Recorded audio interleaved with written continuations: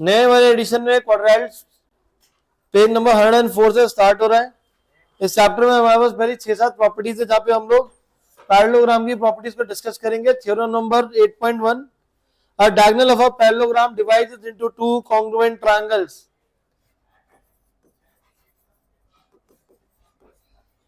Quadratics की first theorem, theorem number 8.1 आपको बोल रहा है diagonal of a parallelogram divides it into two congruent triangles. तो हम लोग यहाँ पे अगर मैं AC को ज्वाइन कर देता हूँ तो ये बोल रहा है ऊपर की तरफ एक ट्रायंगल बन रहा है ADC और नीचे बन रहा है ABC।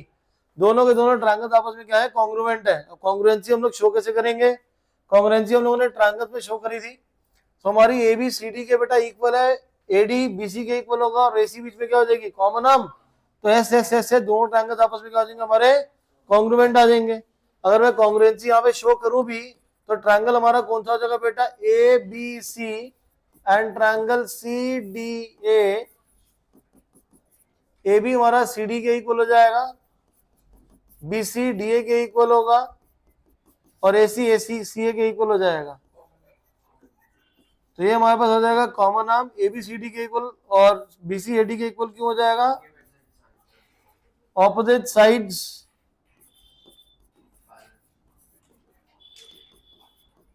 Of a parallelogram are equal, क्योंकि पैरेललोग्राम की प्रॉपर्टी होती है कि ऑपोजिट साइड जो होती है उसकी वो इक्वल होती है, जिसकी वजह से दोनों ट्रायंगल्स, पहला ट्रायंगल हमारा ABC, दूसरी तरफ हमारा जो ट्रायंगल है वो CDA है, दोनों ट्रायंगल आपस में कॉन्ग्रुएंट हो जाएंगे bye SSS।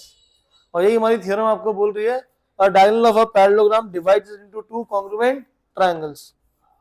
Theorem number 8.2, in a parallelogram opposite sides are equal. Theorem number 8.3 इसी का ऑपोजिट है, if each pair of the opposite sides of a quadrilateral is equal then it is a parallelogram। Sir board पे देखने जगह notebook भी read कर लो।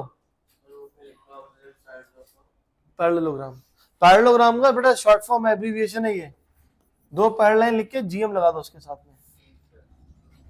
तो theorem number 8.3 क्या कर रहा है कि किसी भी क्वाड्रिलेटरल को अगर हमें पैरेललोग्राम दिखाना है तो उसके ऑपोजिट साइड्स को हम क्या करेंगे, इक्वल दिखा देंगे।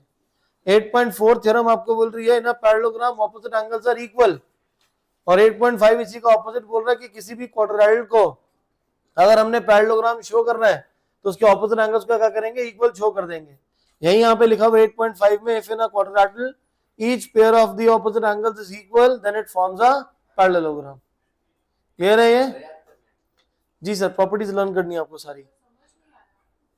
आपको 8.5 में बोल रहा है किसी भी क्वाड्रिलेटरल में अगर ऑपोजिट एंगल्स इक्वल होंगे, मतलब एंगल ए एंगल सी के इक्वल है, बी डी के इक्वल है, तो वो हमारा एक पैरेललोग्राम फॉर्म करेगा। 8.2 बोल रहा था कि पैरेललोग्राम की हमारी ऑपोजिट साइड्स क्या होती हैं, इक्वल होती हैं। तो अगर किसी पैरेललोग्राम को किसी क्वाड्रिलेटरल को पैरेललोग्राम दिखाना है तो उसकी ऑपोजिट साइड्स को इक्वल दिखा देंगे तो वो क्या बन जाएगा, पैरेललोग्राम बन जाएगा। 8.5 में क्या लिखा हुआ है, if each pair of the opposite angles of a quadrilateral are equal then it forms a parallelogram। तो जो पैरेललोग्राम की प्रॉपर्टीज है जो हमने 8 में पढ़ी है वही है सारी की सारी। बट अब यहाँ पे क्या कर रहा है कि हम किसी क्वाड्रिलेटरल को पैरेललोग्राम कैसे दिखाएंगे। फॉर एग्जांपल जतांश को हमें किसके इक्वल दिखाना है, हरमन के इक्वल। तो कैसे दिखाएंगे, दोनों की हाइट इक्वल दिखानी पड़ेगी, दोनों का बॉडी स्ट्रक्चर इक्वल दिखाना पड़ेगा, दोनों का वेट इक्वल दिखाना पड़ेगा हमें। तो हम क्या बोलेंगे कि दोनों आपस में क्या है, सेम है। और सेम के लिए क्या करना, दोनों टी शर्ट भी सेम बनानी पड़ेगी, हो सकता है ना ऐसा, फेस भी क्या करना पड़ेगा, सेम करना पड़ेगा। तो ऐसे ही आपको यहाँ पे बोल रहा है कि कोई भी एक क्वाड्रिलेटरल पैरेललोग्राम कब होगा, जब उसकी ऑपोजिट साइड्स क्या होंगी, इक्वल होंगी, जब उसके ऑपोजिट एंगल्स क्या होंगे, इक्वल होंगे। अगर ऐसा हो रहा होगा तो हमारा क्या बन जाएगा, पैरेललोग्राम बन जाएगा। क्लियर है ये चीज? Theorem number 8.6, the diagonals of a parallelogram bisect each other. Eighth property पढ़ी थी कि कोई भी हमारा पैरेललोग्राम होता है, अगर ABCD हमारे पास एक पैरेललोग्राम है, अगर डायगोनल्स को मैं इंटरसेक्ट कर दूंगा तो आपस में बाइसेक्ट करेंगे। दैट मींस जो OA है वो OC के इक्वल होगा, जो OB है वो किसके इक्वल होगा, OD के इक्वल।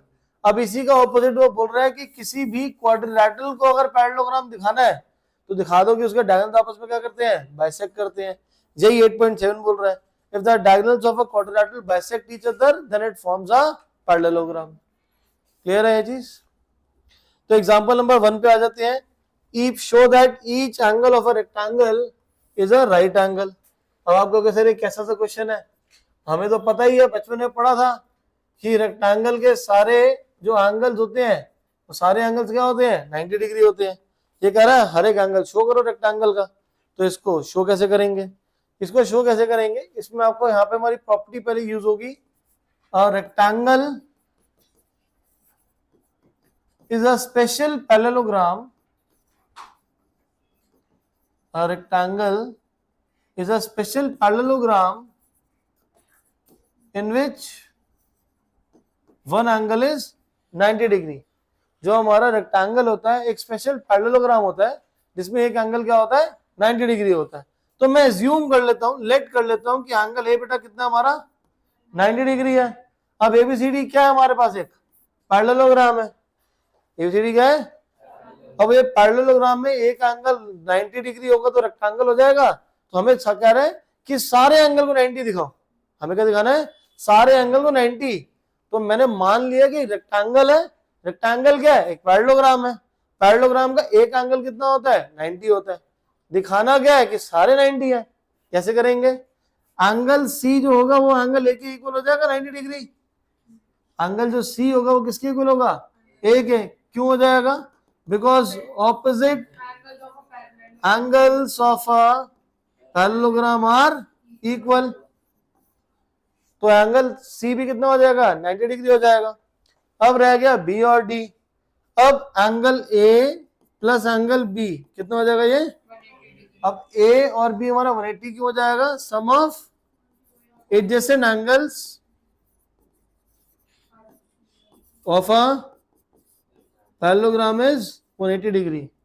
क्योंकि कोई भी पैरेललोग्राम के जो एडजेसेंट एंगल्स होते हैं उसका सम कितना होता है 180 डिग्री। तो एंगल ए की वैल्यू हमारे पास कितनी है बेटा 90 plus B is equal to 180 degree. So angle B कितना आ जाएगा बेटा 90 डिग्री आ जाएगा। एंगल बी कितना आ जाएगा 90 डिग्री आ जाएगा। अब डी की बात करेंगे तो यहाँ पे जो एंगल डी है वो किसके इक्वल हो जाएगा, एंगल बी के इक्वल। जो हमारा डी है वो बी के इक्वल हो जाएगा। क्यों हो जाएगा, opposite angles of a parallelogram are equal. Opposite angles of a parallelogram are, तो हमने शो कर दिया कि सारे एंगल्स कितने हैं इक्वल है।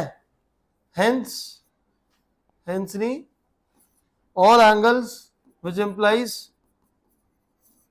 all angles are 90 degree. Clear है ना, डाउट इसमें। कैसे करा, रेक्टेंगल क्या हमारा एक स्पेशल पैरेललोग्राम है जिसमें एक एंगल कितना है 90। तो मान लेते हैं कि वो एक एंगल कौन सा है, ए है। आप बी मान लो, सी मान लो, डी मान लो। हमने लेट किसी एक को करना, तो ए को मैंने कितना मान लिया 90। ए 90 है तो सी भी कितना होगा 90। क्यों, ऑपोजिट एंगल्स होगा पैरेललोग्राम आर इक्वल।